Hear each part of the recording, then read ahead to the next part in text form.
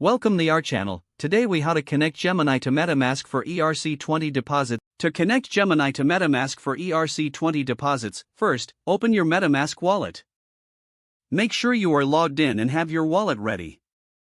Next, navigate to the Gemini Exchange website. Log in to your Gemini account using your credentials. Once logged in, locate the transfer option in the main menu. Click on Deposit and then select Crypto. From the available cryptocurrencies, choose the ERC-20 token you wish to deposit. Make sure you check that your MetaMask is set to the Ethereum mainnet. Now, return to your MetaMask wallet and click on Account. Select the Copy Address option to copy your wallet address. Return to the Gemini platform and paste your wallet address in the designated field. Double-check to ensure that the address is correct to avoid any errors. Set the amount of the ERC-20 tokens you want to transfer. Review the transaction details one last time. If everything looks good, proceed to confirm the deposit. Follow any additional verification steps that may appear on Gemini. Upon completion, you will receive confirmation of the transfer. Within a few moments, check your MetaMask wallet to ensure the tokens have arrived.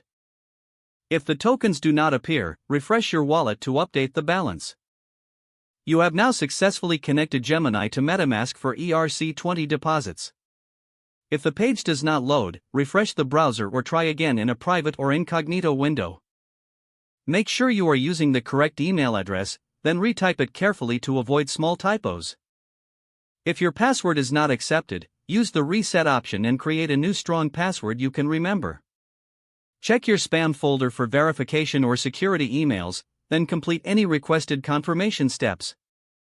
Enable two-factor authentication if available to improve account security and reduce unauthorized access risk. After signing in, review your profile details so your contact information and settings are accurate and current. If you see an error message, note it down and try again after restarting your device and internet connection. Log out when you finish, especially on shared devices, to keep your account and payment information secure. Don't forget to like this video and subscribe to our channel for more step-by-step tech guides.